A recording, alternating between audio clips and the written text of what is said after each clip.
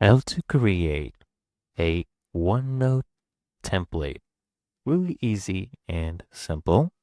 So all you need to do here at the top menu panel, okay, you want to come here and click on Insert.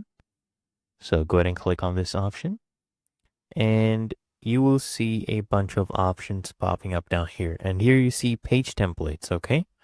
So I want you to click on this and then I need you to click on page templates again. Now here, what you need to do is come here all the way at the bottom and you see this, create new template. So what we're going to do, we're going to save this current page as a template. Okay. And then we need to give it a name. So let's do test one. And if you want, you can go ahead and set this as the default template for new pages in this current section. If you want to do that, you can go ahead and do that. I'll just go ahead and save this. And there you go. Now, if I come here under my templates, I will see this template and I can go ahead and use this. Okay.